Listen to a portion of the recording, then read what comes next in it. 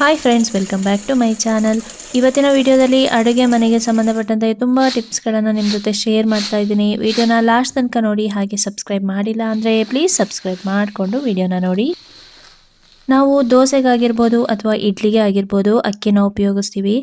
ಅಕ್ಕಿನ ನೀರಿಗೆ ಹಾಕೋಕ್ಕಿಂತ ಮುಂಚೆ ಕ್ಲೀನಾಗಿ ನಾವು ಕ್ಲೀನ್ ಮಾಡ್ಕೋಬೇಕು. ಅದರಲ್ಲಿ ಹುಳುಗಳಾಗಿರ್ಬೋದು ಅಥವಾ ಕಲ್ಲುಗಳಾಗಿರ್ಬೋದು, ಹಾಗೆ ಧೂಳುಗಳಾಗಿರ್ಬೋದು ತುಂಬ ಇರುತ್ತೆ. ಅದನ್ನು ನೀಟಾಗಿ ಕ್ಲೀನ್ ಮಾಡಿ ಈ ರೀತಿ ಒಂದು 5 ರಿಂದ 6 ಸಲ ಚೆನ್ನಾಗಿ ತೊಳ್ಕೊಬೇಕಾಗತ್ತೆ. ಹಾಗೆ ಅಕ್ಕಿ ಮತ್ತು ಉದ್ದಿನ ಬೇಳೆನ ಸಪ್ರೇಟಾಗಿ ನಾವು ನೆನೆ ಹಾಕಿದರೆ ದೋಸೆ ಆಗಲಿ ಇಡ್ಲಿ ಆಗಲಿ ತುಂಬಾ ಚೆನ್ನಾಗಿ ಬರುತ್ತೆ. ಉಪಯೋಗಿಸಿರುವಂತಹ ಕೆಲವು ಗಾಜಿನ ಬಾಟ್ಲುಗಳಲ್ಲಿ ಈ ರೀತಿ ಪೇಪರ್ ಅಂಟಿರುತ್ತೆ. ಅದನ್ನು ತೆಗೆಯೋದು ತುಂಬಾ ಕಷ್ಟ. ಕೈಯಲ್ಲಿ ಎಳೆದ್ರೆ ಖಂಡಿತವಾಗ್ಲೂ ಬರಲ್ಲ. ಅದಕ್ಕೆ ಬದಲಾಗಿ ಆ ಗಾಜಿನ ಡಬ್ಬ ಎಷ್ಟು ಅಳತೆ ಇದೆ ನೋಡಿಕೊಂಡು ಅದಕ್ಕೆ ಸಮ ಆಗಿರೋ ಒಂದು ಪಾತ್ರೆನ ತಗೊಂಡು ಅದಕ್ಕೆ ಬಿಸಿ ನೀರನ್ನು ಹಾಕಿ ಅದರ ಒಳಗಡೆ ಈ ರೀತಿ ನಾವು ಆ ಬಾಟ್ಲನ್ನು ಹಾಕಿ ಇಡಬೇಕು. ಬರೀ ಬಾಟ್ಲನ್ನು ಹಾಕಿ ಇಡೋದಲ್ಲ, ಬಾಟ್ಲು ಒಳಗಡೆ ಕೂಡ ನಾವು ಬಿಸಿ ನೀರನ್ನು ಹಾಕಬೇಕಾಗತ್ತೆ. ಈ ರೀತಿ ಹಾಕಿ ಇಡೋದ್ರಿಂದ ಆ ಪೇಪರಲ್ಲಿ ಗಮ್ ಅಂಟಿರುತ್ತೆ ನೋಡಿ, ಅದು ನೀಟಾಗಿ ಬಿಟ್ಕೊಳ್ತಾ ಬರುತ್ತೆ. ಹಾಗೆ ನಾವು ಪೇಪರನ್ನು ನೀಟಾಗಿ ತೆಗಿಬೋದು. ಇಲ್ಲ ಅಂದರೆ ಹಾಗೆ ತೆಗೆಯೋದು ತುಂಬಾ ಕಷ್ಟ. ನೋಡಿ, ಈ ರೀತಿ ನಾವು ತೆಗಿಬೋದು. ಫಸ್ಟಲ್ಲಿ ನಾವು ಸ್ವಲ್ಪ ಮೇಲ್ಗಡೆ ಇರೋ ಪೇಪರ್ ಈ ಥರ ಬರುತ್ತೆ. ಆದರೆ ಇನ್ನೂ ಒಂದು ಸಲ ನಾವು ನೀರಲ್ಲಿ ಹಾಕಿಟ್ಟಾಗ ಅದು ನೀರೆಲ್ಲ ಚೆನ್ನಾಗಿ ಎಳ್ಕೊಂಡು ಆ ಪೇಪರಿಗೆ ಏನು ಗಮ್ಮೆಲ್ಲ ಅಂಟಿಸಿರ್ತಾರೆ ನೋಡಿ, ಅದೆಲ್ಲ ನೀಟಾಗಿ ಬರುತ್ತೆ. ನೋಡಿ, ನಾನು ಇನ್ನೂ ಒಂದು ಸಲ ಅದರೊಳಗಡೆ ನೀರನ್ನು ತುಂಬಿಸಿ ಈ ರೀತಿ ಮತ್ತೆ ಆ ಬಿಸಿ ನೀರಿನ ಪಾತ್ರೆ ಒಳಗಡೆ ಇಡ್ತಾ ಇದ್ದೀನಿ. ಈಗ ನೋಡಿ, ಬೇಕಿದ್ರೆ ತುಂಬ ನೀಟಾಗಿ ಹಾಗೆ ಕ್ಲೀನಾಗಿ ಆ ಪೇಪರ್ ಬಂದುಬಿಡುತ್ತೆ. ತುಂಬ ಕಷ್ಟಪಟ್ಟು ತೆಗಿಬೇಕು ಅನ್ನೋ ಅವಶ್ಯಕತೆನೇ ಇರೋದಿಲ್ಲ. ತುಂಬ ಕುದೀತಾ ಇರೋ ನೀರು ಬೇಕಾಗಿಲ್ಲ. ಬೆಚ್ಚಗಿರೋ ನೀರಿದ್ರೆ ಸಾಕಾಗುತ್ತೆ. ಉಗುರು ಬೆಚ್ಚ ಅಲ್ಲ, ಬೆಚ್ಚಗಿರಬೇಕು ನೀರು, ಆ ಥರ ಇದ್ದರೆ ಸಾಕಾಗುತ್ತೆ. ಪ್ಲಾಸ್ಟಿಕ್ ಡಬ್ಬಗಳನ್ನೆಲ್ಲ ಈ ರೀತಿ ಇಡೋಕೆ ಹೋಗಬೇಡಿ. ಗಾಜಿನ ಡಬ್ಬಗಳಾದರೆ ಮಾತ್ರ ಈ ರೀತಿ ಇಡ್ಬೋದು. ಹಾಗೆ ಸ್ಟೀಲ್ ಡಬ್ಬಗಳಲ್ಲೇನಾದರೂ ಈ ಥರ ಅಂಟಿದ್ರೆ ಗ್ಯಾಸ್ ಹತ್ರ ಇಟ್ಟು ಸ್ವಲ್ಪ ಬಿಸಿ ಮಾಡಿದ್ರೆ ಅದು ಹೋಗುತ್ತೆ. ಇದೆಲ್ಲ ತೆಗೆದಾದ್ಮೇಲೆ ನೋಡಿ, ಈ ರೀತಿ ಸ್ಕ್ರಬ್ಬರಲ್ಲಿ ನೀಟಾಗಿ ಉಜ್ಜಿದ್ರೆ ಅದೇನೆಲ್ಲ ಅಂಟಿರುತ್ತೆ ನೋಡಿ, ಅದೆಲ್ಲ ನೀಟಾಗಿ ಹೋಗುತ್ತೆ.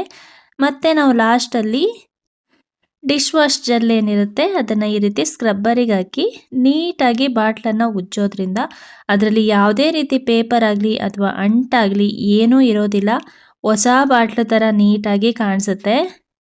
ಪೇಪರ್ ಇದೆ ಅಂತ ಹಾಗೆ ಬಿಸಾಡೋದ್ಕಿಂತ ಈ ರೀತಿ ಪೇಪರ್ಗಳನ್ನೆಲ್ಲ ತೆಗೆದು ನೀಟಾಗಿ ವಾಶ್ ಮಾಡಿ ನಾವು ಇಟ್ಕೊಂಡ್ರೆ ಇದರಲ್ಲಿ ಕಾಳುಗಳಾಗಿರ್ಬೋದು ಅಥವಾ ಡ್ರೈ ಫ್ರೂಟ್ಸ್ಗಳಾಗಿರ್ಬೋದು ನಾವು ತುಂಬಿಸಿ ಇಡ್ಬೋದು.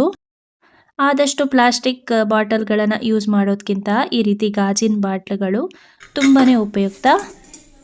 ನೀಟಾಗಿ ತೊಳೆದಾದ್ಮೇಲೆ ಇದನ್ನು ಚೆನ್ನಾಗಿ ಒಣಗಿಸ್ಕೊಂಡು ಇದಕ್ಕೆ ನಾನಿಲ್ಲಿ ಬಟಾಣಿ ಕಾಳಿಟ್ಟು ಅದನ್ನು ಹಾಕಿ ಇಡ್ತಾ ಇದ್ದೀನಿ. ಈ ರೀತಿ ಬಾಟಲ್ಗಳನ್ನು ಎಸೆಯೋದನ್ನು ಬಿಟ್ಟು ಈ ರೀತಿ ನಾವು ಸ್ಟೋರ್ ಮಾಡಿ ಇಟ್ಕೋಬೋದು. ತುಂಬಾ ನೀಟಾಗಿ ಕೂಡ ಕಾಣಿಸುತ್ತೆ.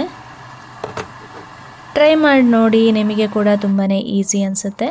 ನೆಕ್ಸ್ಟ್ ಸ್ಟೆಪ್ ಬಂದು ಈ ರೀತಿ ಜಿಪ್ಲಾಕ್ ಕವರ್ಗಳನ್ನು ನಾವು ತಂದು ಇಟ್ಕೊಂಡ್ರೆ ನಮಗೆ ತುಂಬಾ ಈಸಿ ಆಗುತ್ತೆ. ಕೆಲವೊಮ್ಮೆ ನಾವು ಡಬ್ಬಗಳಲ್ಲಿ ಕಾಳುಗಳನ್ನು ಹಾಕಿ ತುಂಬಿಸಿಡ್ತೀವಿ, ಆದರೆ ಸ್ವಲ್ಪ ಮಿಕ್ಕಿರುತ್ತೆ. ಅದನ್ನು ಈ ರೀತಿ ಜಿಪ್ಲಾಕ್ ಕವರ್ಗಳಲ್ಲಿ ಹಾಕಿ ಇಡೋದ್ರಿಂದ ತುಂಬ ಸೇಫಾಗಿರುತ್ತೆ. ಹಾಗೆ ಗಾಳಿ ಕೂಡ ಹೋಗೋದಿಲ್ಲ, ಹುಳುಗಳು ಕೂಡ ಆಗೋದಿಲ್ಲ. ಸೇಫಾಗಿ ನಾವು ನೀಟಾಗಿ ಇಟ್ಕೋಬೋದು. ಇದರಲ್ಲಿ ಬೇರೆ ಬೇರೆ ಸೈಜ್ಗಳು ಕೂಡ ಸಿಗುತ್ತೆ. ಅದನ್ನು ನಾವು ತಂದು ಇಟ್ಕೊಂಡ್ರೆ ನಮಗೆ ತುಂಬಾ ಈಸಿ ಅನಿಸುತ್ತೆ. ಈ ಸಿರಾಮಿಕ್ ಗ್ಲಾಸ್ಗಳಾಗಿರ್ಬೋದು ಅಥವಾ ಪ್ಲೇಟ್ಗಳಾಗಿರ್ಬೋದು ನಾವು ಯೂಸ್ ಮಾಡ್ತಾ ಕಲರ್ ಮಾಸೋದಾಗಿರುತ್ತೆ. ಹಾಗೆ ಅಲ್ಲಿ ಒಂಥರ ಕಲೆ ಥರ ಅಂಟ್ಕೊಬಿಟ್ಟಿರುತ್ತೆ. ಈ ರೀತಿ ಆಗೋದು ಟೀ ಕಪ್ಗಳಲ್ಲಿ, ಹಾಗೆ ಡೈಲಿ ಕಾಫಿ ಕುಡಿತಾ ಇರ್ತೀವಲ್ವ ಅಂಥ ಕಪ್ಗಳಲ್ಲಿ ಈ ಥರ ಆಗುತ್ತೆ, ಸಿರಾಮಿಕ್ ಕಪ್ಗಳಲ್ಲಿ. ಅದಕ್ಕೆ ನಾವು ಈ ರೀತಿ ಸ್ವಲ್ಪ ಕೋಲ್ಗೇಟ್ ಪೇಸ್ಟನ್ನು ಹಾಕಿ ಬ್ರಷ್ಷಿಗೆ ಈ ಥರ ಹಾಕಿ ನೀಟಾಗಿ ಉಜ್ಜಬೇಕು. ಒಂದೇ ಸಲಕ್ಕೆ ಪೇಸ್ಟನ್ನು ಹಾಕಿ ಉಜ್ಜಿ ತೊಳೆಯೋದ್ರಿಂದ ಹೋಗೋದಿಲ್ಲ. ಈ ಥರ ಸ್ವಲ್ಪ ಪೇಸ್ಟನ್ನು ಹಾಕಿಬಿಟ್ಟು ಚೆನ್ನಾಗಿ ಸ್ಪ್ರೆಡ್ ಮಾಡಿ ಒಂದು 5 ನಿಮಿಷ ಹಾಗೆ ಬಿಟ್ಟು ಮತ್ತೆ ನಾವು ಸ್ಕ್ರಬ್ಬರಿಗೆ ಸ್ವಲ್ಪ ಡಿಶ್ ವಾಶ್ ಜೆಲ್ಲನ್ನು ಹಾಕಿ ನೀಟಾಗಿ ಉಜ್ಕೋಬೇಕು. ಈ ರೀತಿ ನೀಟಾಗಿ ಉಜ್ಜಿ ತೊಳೆಯೋದ್ರಿಂದ ಅದರಲ್ಲಿ ಏನು ಒಂಥರ ಕಲೆ ಥರ ಅಂಟ್ಕೊಬಿಟ್ಟಿರುತ್ತೆ ಅಲ್ವಾ, ಅದೆಲ್ಲ ನೀಟಾಗಿ ವಾಶ್ ಆಗುತ್ತೆ. ಕಲೆ ಎಲ್ಲ ಬಿಟ್ಕೊಳ್ತಾ ಬಂದಿರುತ್ತೆ. ಅದೇ ನಾವು ಕೋಲ್ಗೇಟ್ ಪೇಸ್ಟನ್ನು ಹಾಕ್ಬಿಟ್ಟು ಒಂದು 5 ನಿಮಿಷ ಬಿಟ್ಟು ಮತ್ತೆ ನಾವು ಈ ರೀತಿ ತೊಳ್ಕೊಬೇಕಾಗುತ್ತೆ. ನೋಡಿ ಎಷ್ಟು ಕ್ಲೀನ್ ಆಗಿದೆ ಅಂತ. ಈ ಕಪ್ಪಿಗೂ ಆ ಕಪ್ಪಿಗೂ ಡಿಫ್ರೆನ್ಸ್ ನೋಡಿ ನಿಮಗೆ ಗೊತ್ತಾಗ್ತಾ ಇದೆ. ಹಾಗೆ ಇನ್ನೊಂದು ಕಪ್ ಕೂಡ ಹಾಗೆ ನೋಡಿ ಈ ಥರ ಡಿಶ್ ವಾಶ್ ಜೆಲ್ಲನ್ನು ಹಾಕಿ ನೀಟಾಗಿ ನಾವು ಉಜ್ಜಿ ಕ್ಲೀನ್ ಮಾಡ್ಕೋಬೇಕು. ಈ ರೀತಿ ವಾರಕ್ಕೊಮ್ಮೆ ಇಲ್ಲಾಂದರೆ 15 ದಿನಕ್ಕೊಮ್ಮೆ ಈ ಥರ ಕ್ಲೀನಾಗಿ ಪೇಸ್ಟ್ ಹಾಕಿ ಒಂದು 5 ನಿಮಿಷ ಇಟ್ಟು ಉಜ್ಜೋದ್ರಿಂದ ನಮ್ಮ ಕಪ್ಗಳು ತುಂಬಾ ನೀಟಾಗಿ ಕ್ಲೀನಾಗಿರುತ್ತೆ. ಈ ಟಿಪ್ಸ್ ನಿಮಗೆ ತುಂಬಾ ಯೂಸ್ಫುಲ್ ಅಂದ್ಕೋತೀನಿ. ಖಂಡಿತವಾಗ್ಲೂ ನೀವು ಕೂಡ ಈ ರೀತಿ ಟ್ರೈ ಮಾಡಿ ನೋಡಿ.